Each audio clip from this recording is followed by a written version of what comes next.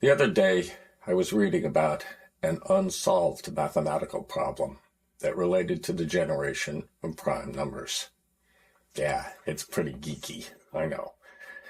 The math problem is called the Riemann hypothesis, and basically it centers around the periodicity or frequency of occurrence of prime numbers, how unpredictable they are, and whether or not there's any systematic way to identify prime numbers and how often they occur.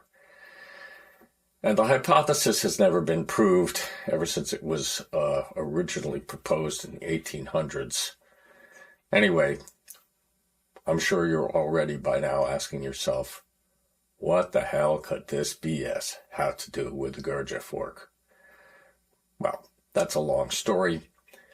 The AI conversation I generated about the nature of this particular math hypothesis and Gurdjieff's law of octaves runs to 27 pages. Oh my God. And you're probably not going to read all of them, even though I will post them on the Substack page that accompanies this video. Well, so what does it all mean? I'm going to make a very long story very, very short, and I'll tell you. Oh my God again, in a single sentence. The universe is endlessly creative. Okay, so what? I mean, we kind of know that. Well, let's take a look at Beelzebub's Tales to his grandson. The book proposes an original universe which wasn't creative. Everything was, so to speak, predetermined. Everything evolved automatically, mechanically. That's the word we use. It evolved mechanically, and that didn't work out so well. There was something wrong with it. It actually contaminated the divine Godhead, insofar as that might even be possible.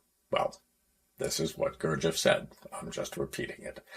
In any event, God, in his infinite wisdom, recreated the universe in such a way that things didn't evolve automatically.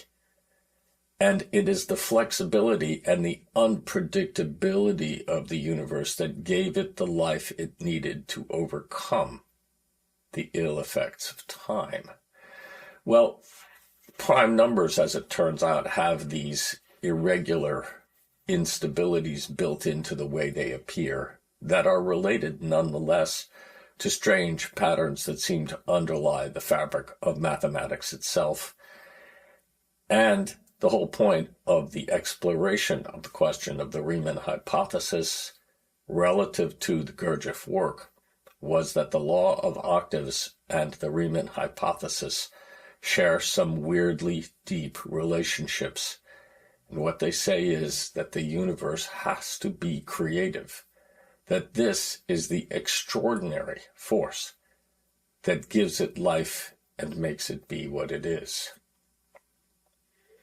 Okay, by now you're saying, pretty cool, or hey, let's turn this guy off. Either way. What I'm getting at here is that the work itself, the Gurdjieff work, as a product of the cosmos,